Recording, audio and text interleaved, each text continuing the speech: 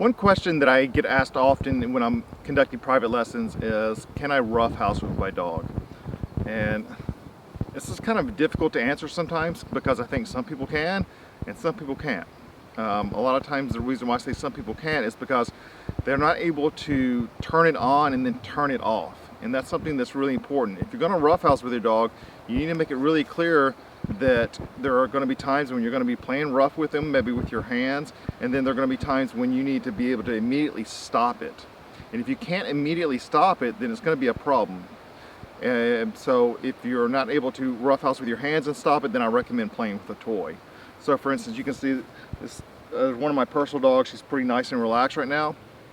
I'm going to kind of amp her up a little bit, and I do think it's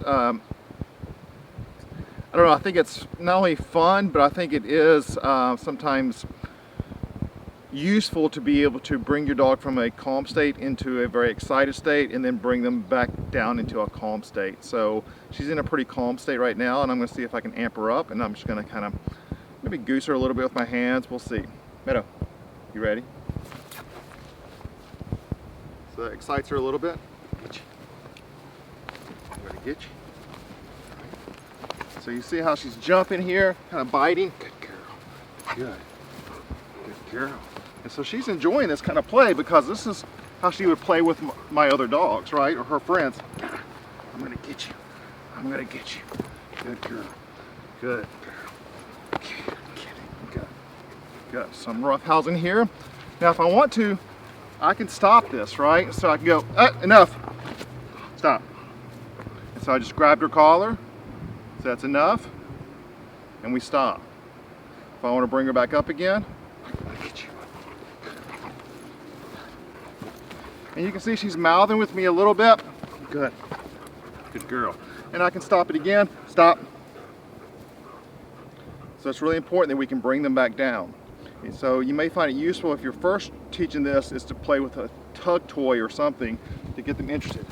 Okay, instead of playing with your hands, this helps direct that mouth to something other than your arms or your legs or whatever it may be.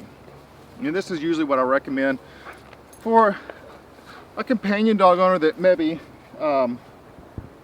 is kind of new to dogs, or maybe has a dog that likes to play rough and they're biting the owner's hands and their arms consistently and the owner doesn't know how to stop it. So with the tug toy, I can show that we're getting interaction enough. Grab the collar.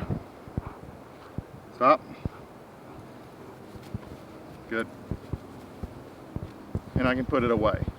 Okay, so maybe that may be the start until you're able to go back if you own a roughhouse. Like I said, again, I don't recommend it for most people, but some people really like to do it, so sometimes I'll teach them how to do it appropriately. And that's just bringing the dog up and then settling them down. So she's settled now.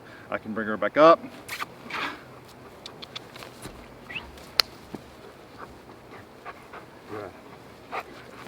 And we can settle. Settle. Good.